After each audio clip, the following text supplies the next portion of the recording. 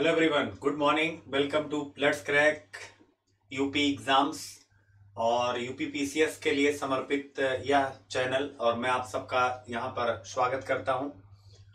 और देख सकते हैं हम लोग बातचीत कर रहे हैं crash course UP PCS mains 2019। 20 अप्रैल से ये आपका एग्जाम होगा। तो मैं सुबह आता हूं 11:30 बजे।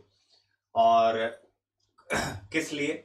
तो सुबह आता हूँ 11:30 बजे, लेकिन कल से हम लोग 11 बजे ही मुलाकात करेंगे, याद रखिएगा। मतलब टाइम थोड़ा सा मैं अभी इधर 1-2 दिन चेंज भी करता रहूंगा। तो यानी कोशिश मेरी ये है कि अर्ली इन द मॉर्निंग आपसे मिला जाए। तो क्रैश कोर्स हम लोग करेंगे यूपी पीसीएस मेंस 2019। 2 बार मैं आता हूँ, एक बार सुबह आऊंगा और एक बार शाम को आऊंगा। एक बार सुबह, एक बार शाम। सुबह मैं एथिक्स कराऊंगा और शाम को मैं आप लोगों को क्वेश्चन आंसर करा रहा हूं। आप सबको पता, कल हमने 2 आंसर राइटिंग की थी आपके पीसीएस के पहले वाले यूनिट से, प्रश्न पत्र 1 के। तो अब यहां पर भी कल पहला लेक्चर था जिसमें हमने 3 यूनिट एथिक्स की थी। और यूपी पीसीएस में जो 2018 मेंस में क्वेश्चन एथिक्स में पूछा गया था, जीएस प्रश्न पत्र 4 में, तो हमने उसको भी सिलेबस के अकॉर्डिंग समझने की कोशिश की थी। और यह समझने की कोशिश की थी कि सिलेबस एक्चुअल में क्या है, आपको किस हिसाब से पढ़ने की आवश्यकता है एथिक्स को, जो कि बिल्कुल नया है। और इसके बारे में, एथिक्स के पेपर के बारे में अनेकों प्रकार के डाउट्स हैं। ये ऐसे है, वैसे है, फिलॉसफी है, ऐसा वैसा, ना जाने क्या क्या। तो इसलिए हम लोगों ने पहले सिलेबस को समझने की कोशिश करी, और फिर यूपी पीसीएस में जो क्वेश्चन आए थे 18 में, उसके हिसाब से हमने उस सिलेबस को रिलेट करके और गहरे स्तर पर समझने की कोशिश करी। और आज हम लोग अपना वह जो प्रक्रम है, जो प्रक्रिया है, जो प्रोसेस है, उसी को आगे बढ़ाएंगे। तो 3 यूनिट के बाद आज बाकी बची हुई यूनिट्स पर चर्चा करेंगे। और धीरे धीरे ये क्लास ऐसे ही चलते चलते आपको 20 अप्रैल के लिए बेहतर ढंग से तैयार कर पाएगी। और जो स्टूडेंट अभी नए हैं, 2021 के लिए टारगेट करना चाहते हैं 2021 के लिए, तो आप लोग इसी हमारे अनअकैडमी सब्सक्रिप्शन के साथ हमारे साथ आप जुड़ेंगे। कैसे? तो मैं बताऊंगा। अभी एक ही दो रोज हुआ है मुझे इस चैनल पर आए हुए। तो कल परसों से जो है वहां पर क्लासेस स्टार्ट हो जाएंगी। फिर उसके बाद आप हमारे साथ कनेक्ट होंगे, याद रखिएगा। तो चलिए चलते हैं 20 अप्रैल 2020 का टारगेट लेते हुए। पूर्णतः निःशुल्क है यूट्यूब पे। Ethics syllabus plus question discussion part 2, याद रखिएगा। तो आज हम पार्ट 2 कर रहे हैं, कल हमने किया था। लेकिन करने से पहले एक बार मेरे बारे में हो जाए, फिर आप लोगों की मैं कमेंट लेता हूं। यानी मेरे बारे में, मैं एक्स यूपीएससी इंटरव्यूअर, यानी मैं आईएएस का इंटरव्यू दे चुका हूं। और मैं एक अभिव्यक्ति सिविल सर्विसेज मैगजीन है, उसका एडिटर राइटर हूं। मैं मुखर्जी नगर दिल्ली में आईएएस का एक प्रसिद्ध संस्थान, उसका डायरेक्टर हूं। इसके अलावा मैं एंटरप्रेन्योरशिप एक्सपर्ट हूं। दिल्ली गवर्नमेंट के स्कूलों में मैं काम करता हूं। इसके अलावा मुझे 20 वर्षों का एक्सपीरियंस है, याद रखिएगा। 10 वर्ष पढ़ाने का, 10 वर्ष पढ़ने का। और मैं एजुकेटर हूं। इस चैनल के अलावा एक दूसरा चैनल है अनअकैडमी का, लेट्स क्रैक यूपीएससी सीएससी, यानी हिंदी यूपीएससी का चैनल है। तो वहां का मैं एजुकेटर हूं और कई चीजें वहां पढ़ाता हूं। द हिंदू सुबह 8 बजे मैं वहां पर लाइव होता हूं। इसके बाद सारे विषय सुबह में लाइव होता है, हिस्ट्री भी, पॉलिटी भी, बहुत कुछ, याद रखिएगा। पर ये मैंने इसलिए इसको बताता हूं कि अब अगर आप पीसीएस की तैयारी अभी कर रहे हैं, याद रखिएगा, अगर आप पीसीएस की तैयारी कर रहे हैं तो आपको भी द हिंदू सुनना चाहिए। इसलिए मैं कह रहा हूं, द हिंदू इंटरलिंकिंग क्वालिटी आपकी डेवलप करेगा। सुबह 8 बजे मैं लाइव आता हूं, उस चैनल पर आप आकर के सुन सकते हैं। क्रैश कोर्स अब जो मेरा स्टार्ट होगा, यानी कि ये बैच जो हमारा अनअकैडमी सब्सक्रिप्शन वाला बैच है, ये न्यू बैच अभी स्टार्ट होगा। याद रखिएगा, आपको कल से दिखने लग जाएगा। न्यू बैच ये आपका स्टार्ट होगा, याद रखिएगा। जीएस प्रीलिम्स और मेंस, ये पूरा क्रैश कोर्स यानी 2021 के लिए, याद रखिएगा। मतलब 21 जून को जो एग्जाम होगा, क्षमा चाहेंगे, 2020 के यूपी पीसीएस प्री और मेंस के लिए ये बैच आपका, याद रखिएगा, स्टार्ट होगा। जिसमें 3 दिन प्रीलिम्स की पढ़ाई, मंडे ट्यूसडे वेडनेसडे, और 3 दिन थर्सडे फ्राइडे सैटरडे हम लोग मेंस की तैयारी करेंगे। 2000 किसके लिए? 20 के पीसीएस प्री और मेंस दोनों के लिए। और बहुत स्पीड से, यानी याद रखिएगा, मेरी पढ़ाई में वो वाला नहीं है, एक एक लाइन वाला, यानी आपको केवल कॉन्सेप्ट और कितना कम पढ़ना है इन दोनों के साथ। यानी मेरी पढ़ाई में बहुत कम पढ़ना होता है, ज्यादा नहीं पढ़ना होता, ज्यादा पढ़ के हम कंफ्यूज होते हैं, बस उतना ही पढ़ेंगे जिससे जितने से हमारा काम हो जाए, याद रखिएगा। तो ये बैच स्टार्ट हो रहा है, इसके बाद अब हम लोग आगे, ठीक है, ये मैं क्लासेस वहां लेता हूं बच्चों। 1 मिनट बस आपके कमेंट में लेने वाला हूं एक बार। अच्छा चलिए कमेंट ले लेता हूं मैं। Rakesh Chaudhary good morning. रोशन लाल क्या पूछ रहे हैं भाई? रोशन लाल क्या पूछ रहे हैं आप? सर 2020 यूपी पीसीएस इथिक्स के लिए पूरा करा दीजिए। बेटा ये पूरा यहाँ पर अभी क्रैश कोर्स हो रहा है, पूरा आपको हमारे सब मतलब अनअकैडमी के सब्सक्रिप्शन के साथ ही आप ले पाएंगे। और आशीष रोशन लाल अनअकैडमी प्लस पर आपका इथिक्स का क्लास यूपी पीसीएस मेंस के लिए ठीक रहेगा। बिल्कुल रोशन लाल, बिल्कुल ठीक रहेगा, आप जुड़ सकते हैं उसके लिए। और श्वेता गुड मॉर्निंग बच्चा। राधिका खुश रहिए। हेमंत कुमार खुश रहो बेटे। और कौन है? राकेश चौधरी हो ही गया। विकास पांडे गुड मॉर्निंग बच्चा, गुड मॉर्निंग। और कौन है यहाँ पे भाई? ठीक है, तो इतने ही बच्चे अभी चाहिए आप लोग, ठीक है, तो क्लियर है। तो चलिए चलते हैं, अब स्टार्ट करते हैं। आप लोगों को आपके आंसर मिल गए हैं, जिनके जो भी क्वेश्चंस थे उसके आंसर मैंने दे दिए हैं। अब कंप्लीट करते हैं, याद रखिएगा, क्लियर है। तो चलिए चलते हैं। और भाई देखो अभी हम लोग स्टार्ट कर रहे हैं तुरंत ही, मतलब आप एक चीज बस मान के चलिएगा कि जैसे तुरंत का तुरंत सब नहीं हो जाता, थोड़ा टाइम लगता है। आपका सारा कंप्लीट होगा, बस पेशेंस, लाइफ में धैर्य और अनुशासन, ये 2 सबसे महत्वपूर्ण एलिमेंट हैं। उसको धारण करिए, धीरे धीरे आपके हाथ में सब आ जाएगा, आप ट्रस्ट करिएगा। तो how to register for Unacademy subscription platform, यानी आप अनअकैडमी का सब्सक्रिप्शन कैसे ले सकते हैं। तो अनअकैडमी का लर्निंग ऐप आपको क्या करना है? डाउनलोड करना है, और उसके बाद आपको एडमिशन की प्रोसेस में आ जाना है। देख सकते हैं इस टाइम 24 महीने की फी बहुत सस्ती हो गई, 7,560, 12 महीने की 6300, आप समझ सकते हैं। तो आप यहाँ पर जुड़ेंगे, आप जुड़ सकते हैं, तो आपको पूरा एथिक्स यहाँ पर करने को मेरे साथ मिलेगा। मैं यहाँ पर कराऊंगा एथिक्स, याद रखेगा, एथिक्स यहाँ पर आप मेरे साथ कर सकते हैं। मेरा पहला कोर्स मुख्य परीक्षा का, मैं वहां एथिक्स ही लॉन्च करूंगा, याद रखेगा। तो आप एथिक्स पढ़ना है तो मेरे साथ वहां पर जुड़ सकते हैं। चलिए स्टार्ट करते हैं। एथिक्स सिलेबस क्वेश्चन सब डिस्कशन पार्ट 2, याद रखिएगा। पार्ट 2 में अवधारणाएं, कॉन्सेप्ट, यानी देखिए क्या है, भावनात्मक समझ, इमोशनल इंटेलिजेंस। कल 3 यूनिट हुई थी। पहली थी एथिक्स एंड ह्यूमन इंटरफेस, नीति शास्त्र एवं मानवीय सहसंबंध। सेकंड हुआ था आपका एटीट्यूड, क्या हुआ था? एटीट्यूड। और थर्ड, एटीट्यूड माने अभिवृत्ति। थर्ड क्या हुआ था? आपका हुआ था सिविल सर्विसेज में एप्टीट्यूड और फंडामेंटल वैल्यूज, यानी सिविल सेवा में अभिक्षमता और बुनियादी मूल्य। 3 हम लोगों ने किया था, और तीनों पर हमने क्वेश्चन से प्रैक्टिस भी किया था, जो यूपी पीसीएस में पूछे गए हैं। अब इसके बाद अब आज जो बची हुई 3 यूनिटें हैं उसके बारे में चर्चा कर लेते हैं, याद रखेगा। देवेंद्र कुमार, यूपी पीसीएस 2020 के लिए प्लस कोर्स, बिल्कुल बेटा, बिल्कुल। और श्वेता द्विवेदी क्या करना है? अपडेट कर देंगे लिंक, ठीक है। आप रोशन लाल, मैंने आपका अनअकैडमी प्लस पर कोड यूज करके, बेटा अभी तो मेरा वहां पे कोई सूचना ऐसी आई नहीं है, यानी सूचना कोई ऐसी आई नहीं है कि आपने मेरे कोड से लिया है, लेकिन फिर भी अच्छी बात है अगर आपने लिया है। तो कोर्स स्टार्ट होगा, तो कोर्स स्टार्ट होते ही आपको पूरा का पूरा पढ़ने को मिलेगा, याद रखिएगा। अच्छा ये बताइए, आवाज वगैरह सही आ रही है? देवेंद्र प्रताप, बिल्कुल बेटा, आप एडमिशन करा सकते हैं, बस स्टार्ट ही करने वाला हूं, कल परसों से स्टार्ट हो जाएगा, ठीक है।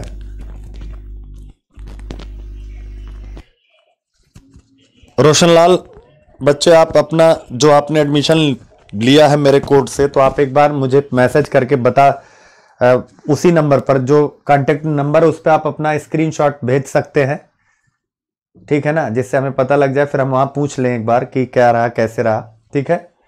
तो बिल्कुल ले सकते हैं। और एथिक्स मैं वहां पढ़ाने वाला हूं प्लस पे एथिक्स, तो आप लोग अटैच हो सकते हैं।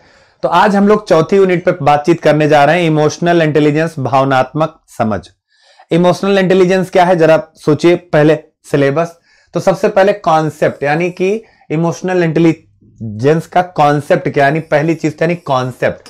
तो आप देखिए जीवन में क्या होता है, आपको कभी कभी गुस्सा आता है कि नहीं आता है, क्रोध आता है कि नहीं आता है, क्रोध आता है, आपको बहुत ज्यादा आता है। तो अब क्या है, क्रोध आपका भावना है, आपका इमोशन है, याद रखिए क्या है, भावना। और समझ, समझ का मतलब क्या होता है, मैनेजमेंट यानी प्रबंधन। तो इसका मतलब है आप क्या पढ़ने जा रहे हैं, क्रोध का।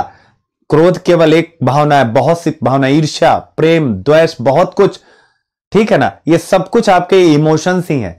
तो यानी इमोशन का मैनेजमेंट करना, इमोशन का मैनेजमेंट याद रखिएगा कि कहीं ना कहीं इसको हम क्या कह सकते हैं, आपकी भावना, याद रखिएगा आपकी बुद्धि, इन दोनों का, यानी आप बहुत भावुक भी ना हो जाए और बहुत केवल बुद्धिमान ही ना रहे कि भावुकता भूल जाए। तो दोनों के मैनेजमेंट को आपको पढ़ाया जा रहा है। क्यों पढ़ाया जा रहा है, क्योंकि एक यूपीएससी या यूपीपीसीएस में जो सिलेक्ट होता है वह सिविल एस्पिरेंट जो होता है वो सिविल सर्विसेज में जाता है, उससे जनता के साथ जुड़ना पड़ता है।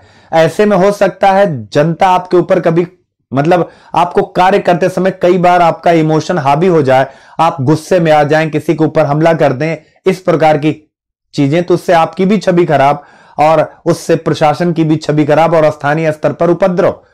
तो ऐसे में आपकी भावनाओं को मैनेजमेंट करना है, यानी कि इमोशनल इंटेलिजेंस का मतलब भावनाओं का प्रबंधन करना। क्रोध आ रहा है तो उसे कैसे मैनेज करें कि जिससे उससे प्रशासन में कोई नुकसान ना होने पाए। मान लीजिए एक उदाहरण है, एक उदाहरण से जरा समझिएगा, मैं पढ़ा लूं इसके बाद आप लोगों के कमेंट आखिरी में देखूंगा। मान लीजिए आपके अंदर क्रोध अधिक है और आप पुलिस अधिकारी हो जाते हैं, आप डीएसपी हैं, और ऐसे में आपको क्या है कि एक कहीं पर दंगे की आशंका है, भीड़ इकट्ठा है, और पर अभी भी स्थिति कंट्रोल में, आपकी फोर्स भी खूब है, स्थिति कंट्रोल में। एकाएक अंदर से एक पत्थर निकल करके आता है, कोई फेंकता है और वो ऊपर से आके आपके सर पे लग जाता है और आपको ब्लड आने लगता है। आप तुरंत गुस्से में आ जाते हैं और कह देते हैं मारो इनको, कंट्रोल करो, और फिर वहां से क्या हो जाता है, पूरा का पूरा सिस्टम यानी हिंसक हो जाता है। तो अब आप बताइए, आप सस्पेंड हो जाएंगे कि नहीं हो जाएंगे? और जो भीड़ है उपद्रव कर देगी तो स्वाभाविक सार्वजनिक संपत्ति का कितना नुकसान होगा। तो इसीलिए कहा जाता है कि प्रशासनिक अधिकारियों को अपने क्रोध का मैनेजमेंट करना चाहिए, अपने इमोशंस का मैनेजमेंट करना चाहिए। इमोशंस का मैनेजमेंट का मतलब, मान लीजिए आपको पैसों की आवश्यकता है, आपको किसी कार्य के लिए खूब पैसों की आवश्यकता है और जेन्युइन आवश्यकता है, फिर ऐसे में कोई करप्शन का लालच आपको देता है, आप क्या कर सकते हैं, आप क्या करेंगे? स्वाभाविक है, अगर आप भावनात्मक रूप से मैनेज नहीं है तो आप करप्शन को उठा लेंगे, यानी कि जो भी आपको मिलेगा आप करप्शन करके और भ्रष्टाचार का एक हिस्सा बन जाएंगे। क्लियर है? तो इसीलिए कहा जाता है कैसी भी परिस्थिति हो, एक सिविल सेवक को हमेशा तटस्थ होकर के और जो संविधान, जो उसे प्रशासनिक नियमावली में काम सौंपे गए हैं वही काम उसे करना चाहिए। शासन के आदर्शों को निचले स्तर पर ले जाना चाहिए। तो स्वाभाविक है ऐसे में उसे भावनाओं का प्रबंधन करने की आवश्यकता, यही यह सिलेबस है। बाद में हम लोग इस पर विस्तार से और बातचीत करेंगे, इमोशनल इंटेलिजेंस। क्लियर है? आइए देखते हैं। देखिए क्वेश्चन पूछा भी गया है, तो अवधारणा समझ गए होंगे, कॉन्सेप्ट। फिर इसके बाद क्या है, प्रशासन और शासन व्यवस्था में इसका उपयोग और प्रयोग, यानी प्रशासन और शासन व्यवस्था में इसका उपयोग और प्रयोग। Utilities and application in administration and governance. क्या है? Utilities and application in administration and governance. तो आप ध्यान कर सकते हैं, प्रशासन और शासन व्यवस्था में इनका उपयोग और प्रयोग। तो स्वाभाविक है कि अब इसका प्रशासन में और शासन में कैसा उपयोग होता है, तो मैंने बताया जैसे शासन और प्रशासन में उपयोग का मतलब क्या है। आप अगर पीसीएस होते हैं तो आपको एक टीम मिलती है, अगर आप एसडीएम होते हैं तो आपको एक टीम मिलेगी कि नहीं मिलेगी? टीम मतलब उसमें बीडीओ होंगे, उसमें अन्य नायब तहसीलदार होंगे और भी लोग होंगे, उसमें पुलिस अधिकारी भी हैं, तो ये सब आपकी एक टीम है। बीएसए भी होंगे, तो आपकी ये टीम हो गई। अब आपको अपनी टीम के साथ काम करना है, लेकिन अगर आपकी भावनाओं पर कंट्रोल नहीं है तो ऐसे में क्या होगा? मान लीजिए किसी दिन आप एक मीटिंग बुलाते हैं, मीटिंग में आप अपने सभी अधिकारियों से किसी एक तथ्य पर कोई विचार लेते हैं और वह विचार मीटिंग में, मान लीजिए एसडीएम साहब आप हैं और पता चला बीडीओ साहब खड़े हुए, उन्होंने कहा कि सर इस मामले में ये होना चाहिए, और आपको गुस्सा आ गया, क्योंकि आपको एक्चुअल में पता है कि जो बीडीओ साहब कह रहे हैं एकदम बकवास है, ऐसा हो ही नहीं सकता, और आपने उनको वहीं पूरी मीटिंग में डांट दिया। बीडीओ साहब बेचारे दुखी होकर के बैठ गए, शर्मिंदा भी हुए, और अमूमन देखा जाए तो नॉर्मली आपने वैसा गलत किया नहीं, चूंकि आपको पता है कि ये गलत कह रहे थे। लेकिन अब क्या हुआ, चलिए उस दिन काम हो गया। अगली बार क्या होगा कि आप कोई फिर से मीटिंग करेंगे, और हो सकता है कि बीडीओ साहब उसके सबसे ज्यादा एक्सपर्ट हो, रेवेन्यू पर कोई काम करना, बीडीओ साहब एक्सपर्ट है। फिर आप राय मांगेंगे तो दो कंडीशन बनेंगी। हो सकता है कि डर के मारे बीडीओ साहब अच्छे हों और आपकी डांट का बुरा ना माने हो सकता है कि डर के मारे जितना बताना चाहिए उतना ना बता पाए, तो नुकसान किसका, प्रशासन का। और या तो हो सकता है कि वो उनके अंदर बदला लेने की भावना हो कि आओ अब तो फंसे हो, कुछ नहीं बताएंगे, याद रखिएगा जितना काम का है बस उतना बताएंगे, ज्यादा कुछ भी नहीं बताएंगे। तो जितना लाभ मिलना चाहिए था फिर से लाभ नहीं मिलेगा। तो ये होता है, यानी शासन प्रशासन में इसका इस्तेमाल टीम, यानी आपका जो टीम बिल्डअप होता है, प्रशासनिक संगठन जो आपका आगे बढ़ता है, जो एक अच्छी प्रशासनिक कार्य संस्कृति बनती है, यानी एक पूरा का पूरा प्रशासनिक तंत्र, जब आप भावनाओं को मैनेज करके चलते हैं तो आपका प्रशासनिक सिस्टम बेहतर ढंग से काम करता है, और उसकी उत्पादकता और होती है। कैसे होती है, मान लीजिए कोई आपसे पूछता है, क्या आप पीसीएस अधिकारी हैं, आप एसडीएम हैं, और या आप डीएसपी हैं, कुछ भी हैं, और आपके केबिन में आपका एक अधीनस्थ जो है कर्मचारी हो, वो प्यून हो सकता है, कोई अन्य थर्ड सी ग्रुप का कर्मचारी हो सकता है, कोई भी हो सकता है। वो आपके पास आता है कि सर जो है मुझे थोड़ा छुट्टी चाहिए, घर में कुछ समस्या है, अर्जेंट जाना पड़ेगा, और आपको पता है कि मंथ का क्लोजिंग चल रहा है, आपको काफी डाटा कंप्लीट करना है, और आप काम कर रहे हैं, आपने गुस्से में कह दिया कि कहां जाओगे, बदतमीज हो तुम, अभी सारा काम चल रहा है, तुम्हें जाना है, ऐसा वैसा करके आपने मना कर दिया। अब आप बताइए, अगर उसके घर में मुसीबत है, और किसी के घर में हो सकती, चूंकि इसके पहले तो आया नहीं था, आपने काम के प्रेशर के कारण उसे डांट करके भगा दिया। अब क्या होगा, जो वो इंसान है उसका जो आउटकम है, उसकी जो प्रोडक्टिविटी है, जो उसकी उत्पादकता है, वह क्या रहेगी, वह उतनी बेहतर तो हो नहीं पाएगी, क्योंकि उसके दिमाग में अपने घर या जो उसकी जरूरत है वो चलती रहेगी। तो ये हो गया क्या, यानी आपने कहीं ना कहीं अपना एक सहयोगी खोया, और दूसरा क्या होता है, वो काम तो करेगा लेकिन उसका आउटकम कमजोर आएगा। अगर ऐसी परिस्थिति में अगर आपका इमोशनल इंटेलिजेंस अच्छा होता तो आप बुलाते और पूछते कि अच्छा भाई क्या कंडीशन है। अगर आपको लगता है कि वाकई में कोई पारिवारिक बड़ी समस्या है तो आप उससे कहते कि भाई देखो क्लोजिंग का टाइम चल रहा है, आपको अभी मैं छुट्टी दे रहा हूं, क्योंकि आपके यहां पर वास्तविक रूप से आपकी उपस्थिति अनिवार्य है, लेकिन मैं उम्मीद करूंगा कि आप अपना काम निपटा करके यथाशीघ्र आप कार्यालय में आकर के, और चाहे रात को 2 बज जाएगा, आप अपना काम कंप्लीट करके देंगे, चूंकि मुझे कल सबमिट करना है। तो इससे क्या होगा, आपने अपना एक सहयोगी, वो खुश हो जाएगा क्योंकि साहब ने उसकी बात मान ली, और वो जाएगा, काम करेगा और आएगा। विश्वास करिए, रात भर नहीं दिन भर भी वो बैठ के काम करेगा, क्योंकि अपने साहब को हर इंसान खुश करना चाहता है। तो स्वाभाविक है, ये सिस्टम है, यही है इमोशनल इंटेलिजेंस। अब जब मैं क्लासेस कराऊंगा तो बच्चों ये कॉन्सेप्ट है, सबसे पहले पीटर सलोबी, जॉन मेयर मनोवैज्ञानिक थे, उनके माध्यम से चर्चा में आया। डेनियल गोलमैन एक विचारक हैं, उनकी पुस्तक और उस पर उनके काम के कारण ये वैश्विक स्तर पर चर्चित हुआ, मैनेजमेंट स्कूलों में पढ़ाया जाने लगा।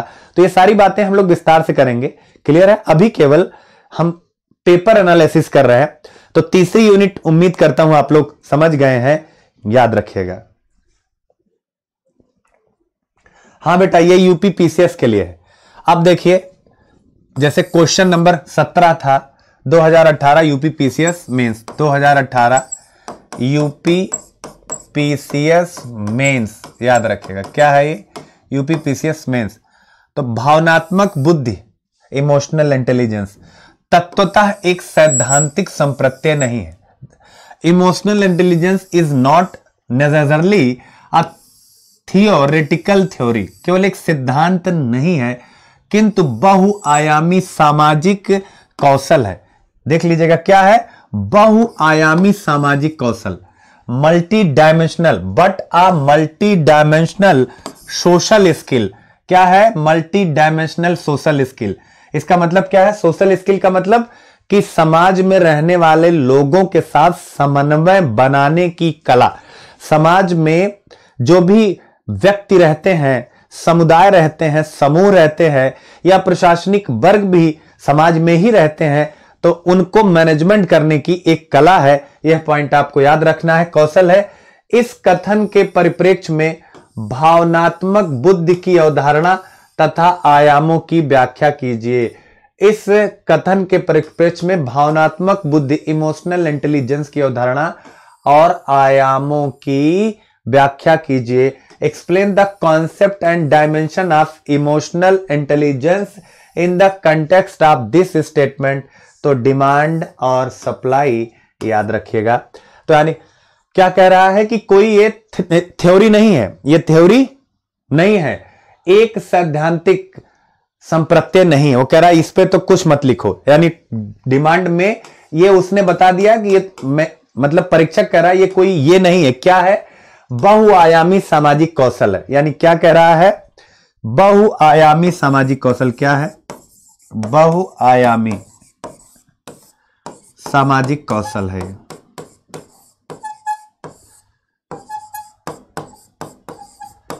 बहुआयामी सामाजिक कौशल है, मल्टी डायमेंशनल सोशल स्किल।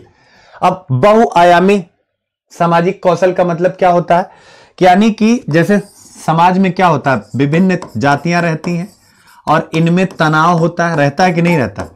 फिर कई धर्म रहते हैं, तो धर्मों में तनाव रहता है कि नहीं रहता? स्वाभाविक है, भले ना हो लेकिन एक तनाव का भाव रहता है। याद रखिएगा, वर्गीय तनाव होता है। वर्गीय तनाव का मतलब उच्च वर्ग, मध्य वर्ग और निम्न वर्ग, इनमें भी तनाव होता है। यानी क्या कह रहा है? ये तनाव होते हैं। पारिवारिक तनाव होता है, सुविधाएं किसके पास हैं किसके पास नहीं, यानी सुविधा संपन्न वर्ग, सुविधा विहीन वर्ग, इनके मध्य भी तनाव होता है। तो स्वाभाविक इन्हीं तनाव को मैनेजमेंट करना भावनात्मक समझ के अंतर्गत, याद रखिएगा, एक क्रिया व्यापार माना जाता है। मैं क्लासेस में विस्तार से कराऊंगा, अभी हम लोग केवल इंट्रो कर रहे हैं, यानी कि कैसे यूपीएससी के पैटर्न पर, जो आपका यूपी पीसीएस का सिलेबस 2018 से चेंज हुआ है, तो 2018 में जो प्रश्न पूछे जा रहे हैं एथिक्स के, तो वह उनको हम किस प्रकार से देखें। क्योंकि अगर ये पार्ट क्लियर रहेगा तो जब एथिक्स की आप क्लास लेंगे तो आपको यह समझ में आएगा कि एक्चुअल में आपको पढ़ना क्या है। एक्चुअल में आपको पढ़ना क्या, ये कैसे पता लगेगा? ये तभी पता लगेगा, याद रखिएगा, जबकि आप प्रश्नों को पहले समझ पाए होंगे। तो मेरा काम क्या है?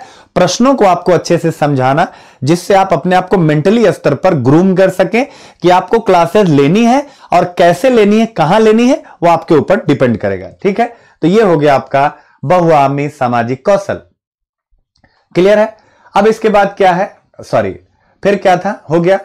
अब इस कथन के परिप्रेक्ष्य में भावनात्मक बुद्धि की अवधारणा, तो इमोशनल इंटेलिजेंस क्या है मैंने पहले बताया, डेनियल गोलमैन की संकल्पना, वो सारी बातें हम बाद में पढ़ेंगे विस्तार से। तो ये है, आपको देखना है। यूनिट 5 है। यूनिट 5 क्या है? भारत तथा विश्व के नैतिक विचारकों तथा दार्शनिकों के योगदान, contribution of moral thinkers and philosophers from India and world. क्या है? भारत तथा विश्व के नैतिक विचारकों तथा दार्शनिकों का योगदान, contributions of moral thinkers and philosophers from India and world.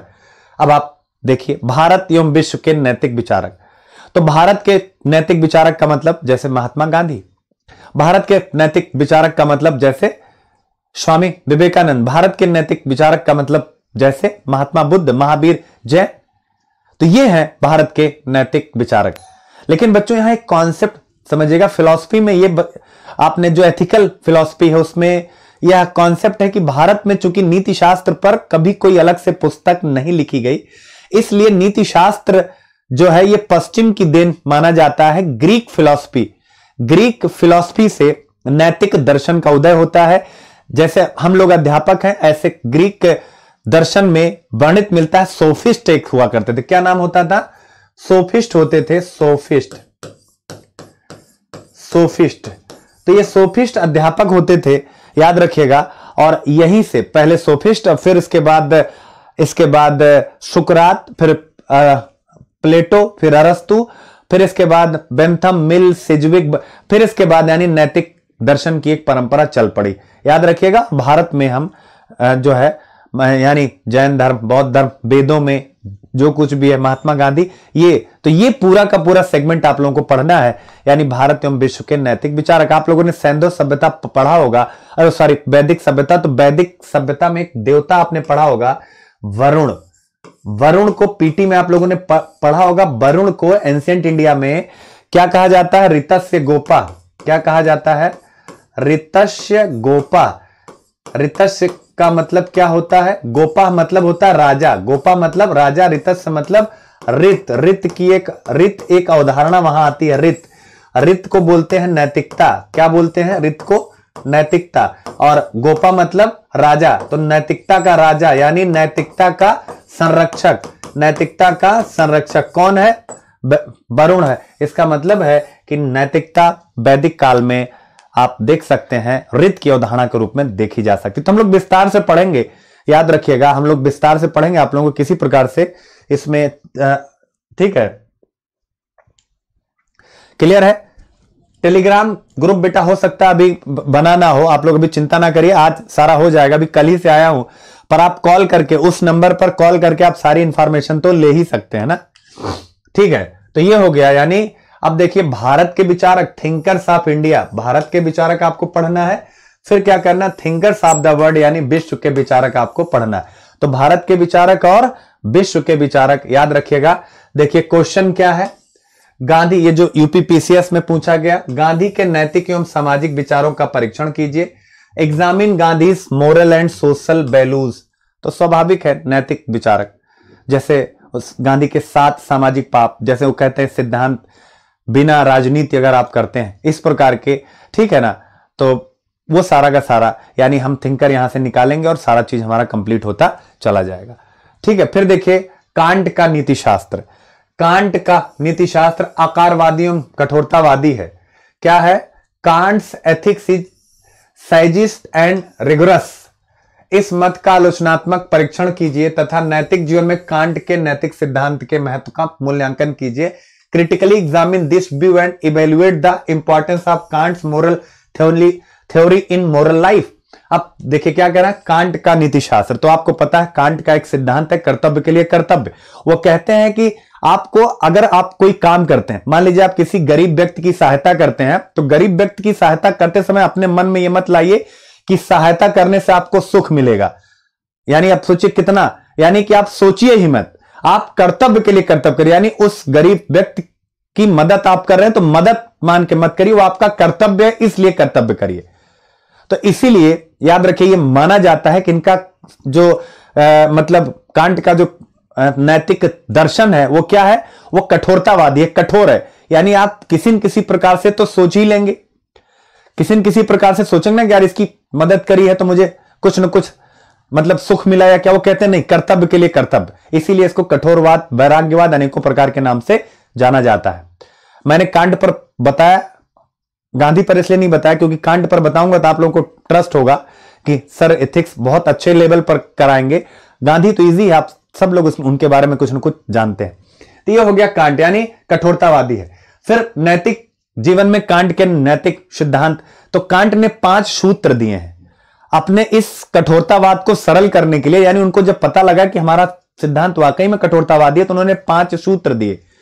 तो उन्हीं 5 सूत्रों पर मैं क्लास लूंगा, कांट के 5 सूत्र, ठीक है, जिसमें वह कहते हैं साध्य महत्वपूर्ण, यानी कि साध्य राजा है, ठीक है ना, साध्य है तो साध्य होना चाहिए। फिर साधन, और साध्य में मानव को साधन के रूप में इस्तेमाल नहीं करना चाहिए। कई चीजें हैं वो हम लोग विस्तार से अभी नहीं बताएंगे, कंफ्यूज हो जाएंगे आप।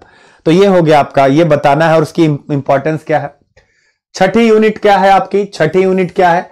क्योंकि ये देखिए क्रैश कोर्स है, इसमें मैं थोड़ी स्पीड से चल रहा हूं क्योंकि 20 अप्रैल तक मुझे एथिक्स बहुत अच्छे से, 20 क्या है मतलब आप मान के चलो 1 हफ्ते में मुझे एथिक्स पूरा बच्चों को समझा करके खत्म कर देना है। क्योंकि पूरा चारों पेपर का मैंने बीड़ा उठाया है। याद रखिएगा, चारों पेपर का, कि 20 अप्रैल के एग्जाम के लिए मैं चारों पेपर बहुत बढ़िया से आंसर राइटिंग करना सिखा दूं। और आप लोगों ने शाम वाली क्लास देखी है, आंसर राइटिंग कितनी अच्छी, जो कंटेंट है कितना बढ़िया वो डिजाइंड होते हैं हमारे कंटेंट, फ्लो चार्ट में, मैपिंग में। ऐसे ही इथिक्स का भी मिलेगा, ऐसे इथिक्स का ऐसे सबका मिलेगा। तो कम से कम जो यूपी पीसीएस की तैयारी करते हैं उनके अंदर एक कॉन्फिडेंस आएगा कि हमारा channel let's crack UP exam कहीं ना कहीं और लोगों के कंपेयर में आप देखेंगे कंटेंट के लेवल पर, प्रेजेंटेशन के लेवल पर थोड़ा डिफरेंट है, यूपीएससी की अप्रोच के साथ चल रहा है। याद रखिएगा, मेरे साथ हैं तो आपको टोटल यूपीएससी की अप्रोच मिलेगी। क्लियर है? तो अब देखिए छठी यूनिट, इसीलिए मैंने कहा कि थोड़ा स्पीड से मैं चलूंगा, तो थोड़ा स्पीड से चलूंगा, आप लोगों का सपोर्ट इसमें चाहिए। ये क्रैश कोर्स है, 20 अप्रैल का एग्जाम है, मार्च आप समझ रहे, यानी 1 महीने का भी समय नहीं है। मुझे चारों पेपर कराना है, निबंध भी कराना है, ए से तीनों खंडों के कम से कम 2-2 निबंध कराने। तो इसलिए यहां में थोड़ी स्पीड रहेगी मेरी, मैं पहले बता दे रहा हूं। इसके आधार पर मूल्यांकन कभी नहीं करना है। मूल्यांकन करना है तो आप let's crack UPSC CSC Hindi वाले चैनल पर हमारे आ जाइएगा, वहां पर विस्तृत क्लासेस हैं, आपको अच्छे से समझ में आएगा। क्लियर है? कुछ भी इकोनॉमिक्स का, अगर आप इकोनॉमी सर्वे कैसे पढ़ते हैं, एनसीईआरटीज कैसे पढ़ते हैं, वहां मैंने 5-5 घंटे की, 4-4 घंटे की क्लास ली है, तो वहां पे आप अटैच हो सकते हैं। तो अब आइए अगला, लोक प्रशासन में लोक सिविल सेवा मूल्य तथा नीति शास्त्र, यानी public civil services values and ethics in public administration. तो लोक प्रशासन में लोक सिविल सेवा मूल्य और नीति शास्त्र। तो देखिए, स्थिति तथा समस्या, लोक प्रशासन, बच्चों लोक प्रशासन विषय होता है ना, लोक प्रशासन में हम क्या पढ़ते हैं, नीति की परिकल्पना, यानी नीति के बारे में इमेजिनेशन करना, फिर नीति को बनाना यानी उसको मेकिंग उसकी, और उसके बाद उसका इंप्लीमेंटेशन यानी नीति का क्रियान्वयन। तो यहां यही कहा जा रहा है कि नीति की परिकल्पना, नीति के निर्माण और नीति के क्रियान्वयन में आप किस प्रकार से नीति शास्त्र और लोक सेवा मूल्यों को प्रवेश कराएं, जिससे नैतिक प्रशासन, इथिकल गवर्नेंस की आप स्थापना कर सकें। यही इस पार्ट में दिया गया है, याद रखिएगा, सिंपल सी बात है। तो अब वो पूछेगा कि लोक प्रशासन में स्थिति क्या है, यानी नैतिकता की स्थिति क्या, क्या क्या समस्याएं हैं सरकारी संस्थानों में, निजी संस्थानों में, यानी सरकारी संस्थानों में क्या और निजी संस्थानों में नैतिकता की दृष्टि से क्या चिंता है, क्या दुविधा है। याद रखिएगा, ethical concerns and dilemmas in government and private institutions, यानी कि सरकारी संस्थानों में नैतिक चिंता क्या, यानी करप्शन क्या है, नैतिक चिंता है। यानी आपको आपका पद मिलता है, किस लिए मिलता है, कि आप जन कल्याण की योजनाओं को जरूरतमंदों तक लेके जाए, लेकिन वहां पर करप्शन है, तो स्वाभाविक है यही सरकारी संस्थानों की नैतिक चिंता। निजी संस्थानों की नैतिक चिंता क्या है, कि निजी संस्थान इन के प्रकार अधिकतम लाभ पे काम करते हैं। याद रखिएगा, अधिकतम लाभ पे, तो स्वाभाविक है अधिकतम लाभ भी जब आप कमाना चाहते हैं तो आप अनेकों प्रकार के अनएथिकल प्रैक्टिसेस करते हैं। अनएथिकल प्रैक्टिसेस का मतलब, कभी आप अगर जो LIC वगैरह का जो पॉलिसीज होती है उनका ऐड कभी आप टेलीविजन पर देखिए, तो पहले आराम आराम से बताएंगे, जहां टर्म्स एंड कंडीशन आती कितनी स्पीड से बोल जाते हैं। इसका मतलब वो अनएथिकल प्रैक्टिस है कि आप अपने कस्टमर को कुछ जानकारियां छुपा रहे हैं, केवल आपके ऊपर केस ना हो इसलिए आप ऐसी जानकारी दे रहे हैं। तो इस हिसाब से आपको इसको समझने और पढ़ने की आवश्यकता है, याद रखिएगा। फिर हम चेक करेंगे नैतिक मार्गदर्शन के स्रोतों के रूप में विधि, नियम, विनियम, अंतरात्मा, यानी कि नैतिक मार्गदर्शन, आपको नैतिक मार्ग पर विधि यानी कोई कानून कैसे आपको नैतिक बनाता है। जैसे मोटर व्हीकल एक्ट आया, तो स्वाभाविक है मोटर व्हीकल एक्ट आने के बाद आपने क्या किया, बेल्ट लगाना शुरू कर दिया, रेड लाइट पे आप रुक रहे हैं, आप सारे कागजात अपने पास रख रहे हैं, तो इसका मतलब कि आप नैतिक हो रहे हैं। तो इसका मतलब लॉ भी, विधि भी आपको नैतिक बनाता है। नियम, विनियम, यानी नियम का मतलब क्या होता है कि रेड लाइट, ग्रीन लाइट, इस प्रकार की चीजें, या शाम को 6 बजे के बाद कोई आपके ऊपर रेस्ट्रिक्शंस लगा दिया जाए तो आप 6 बजे के बाद वो काम नहीं करेंगे, याद रखिएगा। तो नियम भी ठीक है, जैसे बिहार में शराबबंदी, विधि भी है नियम भी है। विधि आया और उसको समाप्त कर दिया गया, नियम आया अगर कोई पकड़ा जाएगा तो फिर उसको दंड दिया जाएगा। फिर बीच में चोरी होने लगी तो फिर से इसी नियम को विनियमित किया गया, फिर से उसमें रिफॉर्म लाए गए, तो ये होता है। तो इससे भी लोगों पर नियंत्रण लगता है। अंतरात्मा यानी आपका कंसाइंस, आपकी अंतरात्मा, आपके अंतर यानी अंतरात्मा का मतलब होता है ना, कभी कभी आप कोई भी निर्णय ले नहीं पाते हैं, किंग कर्तव्य विमूढ़ से हो जाते हैं। यहां जाएं वहां जाएं टाइप का कॉन्सेप्ट आ जाता है पर्सनालिटी के अंदर। तो आपकी आत्मा आवाज आती है ना, चलो यार ये कर लेते हैं, तो वो जो चलो यार ये कर लेते हैं अंदर का जो भाव आता है, इसी को अंतरात्मा कहते हैं। बटलर का सिद्धांत है, हम लोग इस पर बातचीत करेंगे। इसका एक नाम अंतः प्रज्ञावाद भी है, याद रखिएगा। तो इस हिसाब से आपको पढ़ने की आवश्यकता है। अगला है उत्तरदायित्व तथा नैतिक शासन, शासन व्यवस्था में नीति परक तथा नैतिक मूल्यों का सुदृढ़ीकरण। तो ये हो गया आपका strengthening of ethical and moral values in governance. ठीक है, तो ये सारी चीजें हमें यहां से देखनी है। फिर देखिए अंतरराष्ट्रीय संबंधों तथा फंडिंग में नैतिक मुद्दे, यानी अंतरराष्ट्रीय संबंध मतलब आईआर। जब भी आप आईआर का मतलब विभिन्न देशों के मध्य संबंध, और जो वो द्विपक्षीय क्षेत्रीय वैश्विक समूह होते हैं, जैसे सार्क हुआ, WTO हुआ, इन सब में क्या क्या चल रहा है, क्या नहीं चल रहा है, याद रखिएगा। विकसित राष्ट्र, विकासशील राष्ट्र, अल्प विकसित राष्ट्र, तो इनके मध्य जो मुद्दे हैं, तो उसकी बातचीत यहां हो रही है अंतरराष्ट्रीय संबंधों में नैतिक मुद्दे। और जो फंडिंग होती है, याद रखिएगा, उसमें भी नैतिकता के मुद्दे होते हैं। तो ये सारी बातें हैं, याद रखिएगा।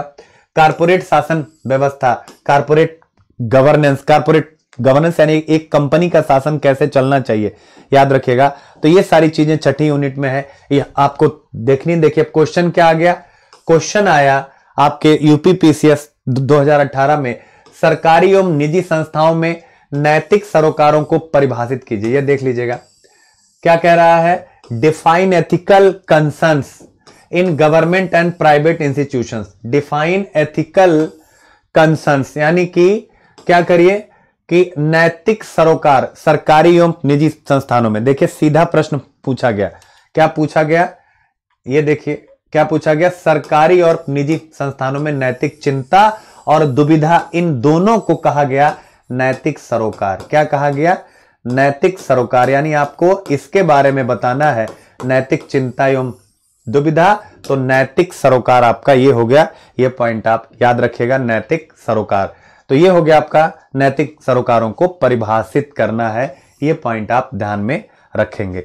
तो नैतिक सरोकार मैंने पहले ही बताया, जैसे सरकारी संस्थानों में करप्शन है और निजी संस्थानों में जैसे विजय माल्या, मेहुल चौकसी, नीरव मोदी, इन सब का प्रकरण है, अपने आप को डिफॉल्टर घोषित करना, भाग जाना।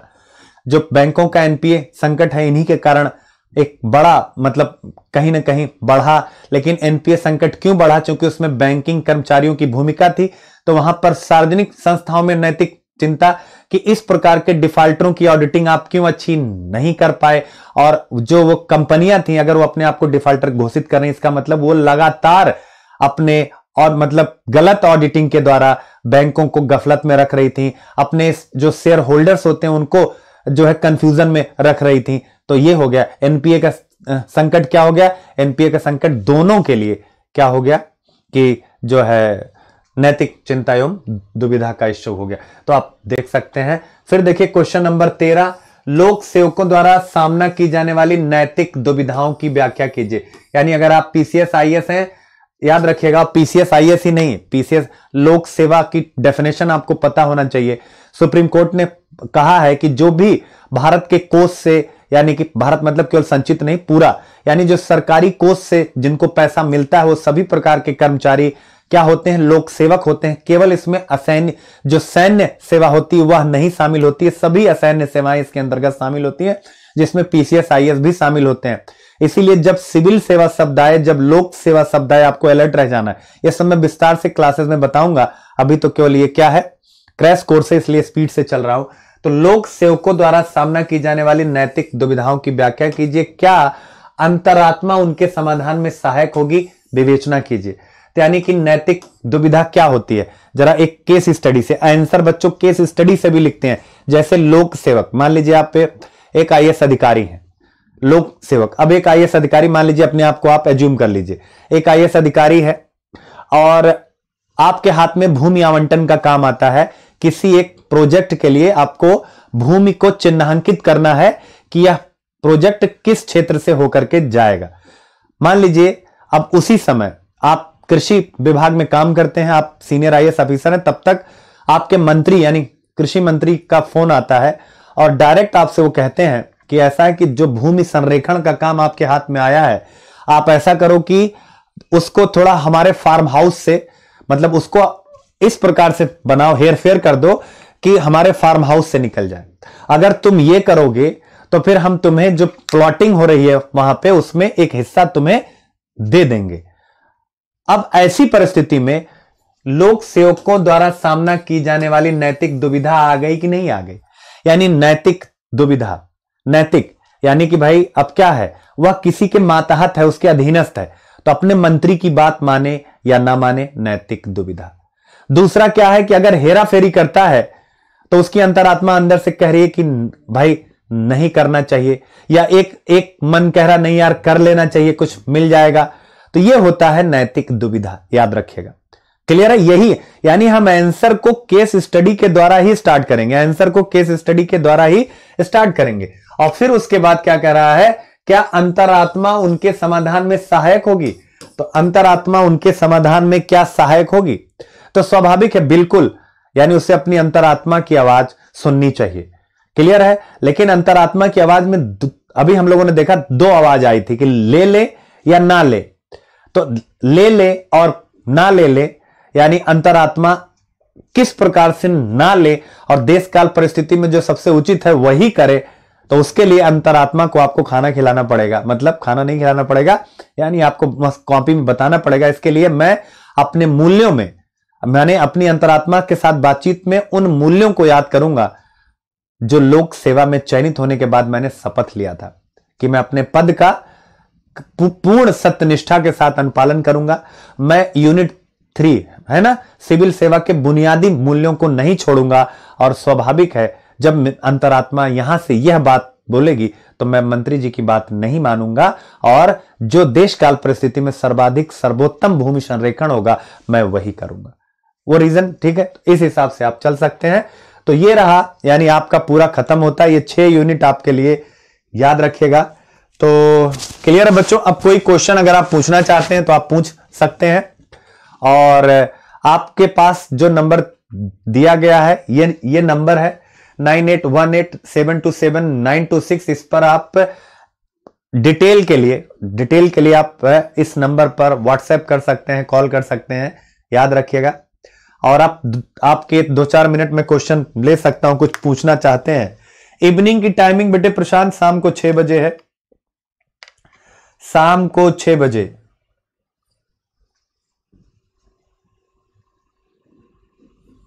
शिवम कुमार, बिल्कुल बिल्कुल बच्चे हो जाएगा, आप ज्वाइन कर सकते हैं।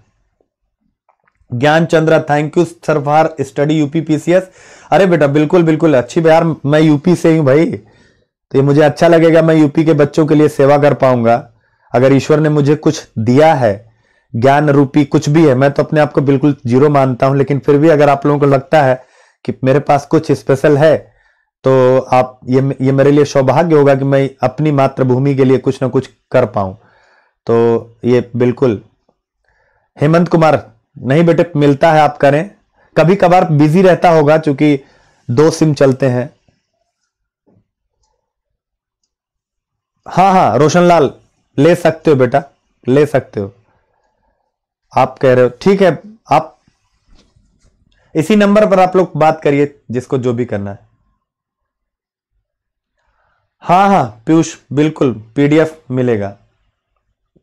बहुत बढ़िया राकेश, ठीक है बच्चों, तो मिलते हैं छोटे से ब्रेक के बाद। याद रखिएगा, छोटे से ब्रेक के बाद यानी शाम को 6 बजे। और कल से आपकी टाइमिंग थोड़ा और पहले हो जाएगी, अलर्ट रहिएगा, क्योंकि पीसीएस में थोड़ा सा इस टाइम फोकस मैं करना चाह रहा हूं। याद रखिएगा, अब आया ही हूं तो कुछ ऐसे कंटेंट शाम को देखिएगा, आंसर राइटिंग में कैसे क्लासिकल। और मैं पहले कह रहा हूं कि लेट्स क्रैक यूपी एग्जाम्स ये चैनल कुछ अलग करना चाहता है। आप कंटेंट से एक बार कंपेयर करिएगा, क्लासिकल कंटेंट आपको मिलने वाले हैं, क्लासिकल बिल्कुल कलर्ड, बिल्कुल जबरदस्त। मिलते हैं छोटे से ब्रेक के बाद, ठीक है। खूब मेहनत करें, पढ़ें, और जितनी एनर्जी हो वो लगा दे, थकना नहीं है, रुकना नहीं है। सिलेक्शन आपके हाथ में है, हम सब आपके साथ हैं मिलके, और आप भी हम मेरे साथ हैं, ऐसा मैं उम्मीद करता हूं। और हमारे लेट्स क्रैक यूपी एग्जाम्स को आप आगे लेके चलें, आप हमारे इस चैनल को आगे ले करके चलें, लाइक करें, शेयर करें, जिससे ये लेट्स क्रैक यूपी एग्जाम एक बड़े चैनल के रूप में कन्वर्ट हो जाए। आपको पता है अनअकैडमी ग्रुप बहुत बड़ा ग्रुप है, इसे आप कॉमन यूट्यूब के चैनल की तरह मत लीजिएगा। याद रखिएगा, इसे कॉमन यूट्यूब के चैनल की तरह मत लीजिएगा। जैसे आपको ये लगता होगा कि जैसे ढेर सारे यूट्यूब चैनल चल रहे हैं। अनअकैडमी बहुत बड़ी कंपनी है, इसलिए मैं कह रहा हूं कि जितना विस्तार होगा आपके लिए इंडिया के टॉप एजुकेटर्स यहां मिलेंगे। अभी थोड़े टाइम में आप देखोगे इसी चैनल पर इंडिया के टॉप ब्रांड्स सब आएंगे। याद रखिए, जैसे यूपीएससी पे सारे आप आ रहे हैं, धीरे धीरे आप देख सकते हैं। तो मैं उम्मीद करता हूं कि आप सब जो है इस चीज को समझेंगे और इस चैनल को आगे लेकर के मतलब आगे जाने में हमारा सहयोग करेंगे। देखिए हम लोग भी आए हैं, अगर चैनल ग्रो नहीं करेगा तो आप सोचिए, सुबह हम लोग यूपीएससी में इतना ज्यादा काम कर रहे हैं कि आप समझिए 1 मिनट का आराम नहीं है, चाहे ऑफलाइन हो चाहे ऑनलाइन हो। बस यूपी पीसीएस में इसलिए आए हैं क्योंकि सेम पैटर्न है। मैं आता ही नहीं, आज तक आप लोगों ने मुझे कभी नहीं देखा होगा। केवल मैं एक बार मतलब एक बड़े संस्थान के रिक्वेस्ट पे इलाहाबाद में पढ़ाने गया था, और काफी रिक्वेस्ट के बाद। उस टाइम पे वो इलाहाबाद के सबसे बड़े संस्थान हुआ करते थे। तो अब मैं नहीं, क्योंकि मुझे आता ही नहीं था वो वाला पैटर्न। इसलिए नहीं कि मैं जाना, वो मुझे आता ही नहीं था, वो टिक मार्का वाला। लेकिन अब एथिक्स के लिए मैं गया था इलाहाबाद। अब उसके बाद क्योंकि ये पैटर्न मुझे आता है, मुझे अच्छा लगता है इसमें पढ़ाना, तो जब कोई काम मन को अच्छा लगे वो करना चाहिए। इसीलिए मैं इस चैनल पर आया हूं। तो आप लोगों को भाई जिम्मेदारी है, हमारे चैनल को ग्रो कराइए। ग्रो नहीं करेगा तो कोई भी कंपनी चैनल पर हम टीचरों पर अच्छा पैसा क्यों खर्चा करेगी, फिर वो बैक वापस चली जाएगी। तो स्वाभाविक है, मैं चाहता हूं कि आप लोग इसको प्रमोट करें जितना ज्यादा से ज्यादा हो सके। और जब एक बार ये एस्टेब्लिशमेंट बढ़ने लगेगा, आप देखेंगे कि पूरे इंडिया के टॉप एजुकेटर, मैं कह रहा हूं अगर यहां ना आए तो आप मुझसे पूछेगा, और वो भी 2-4 महीनों के अंदर ही। ठीक है, मिलते हैं बच्चों एक छोटे से ब्रेक के बाद। आप लोगों को ढेरों ढेरों ढेरों आशीर्वाद और खूब एनर्जी के साथ पढ़ाई करें। बाय।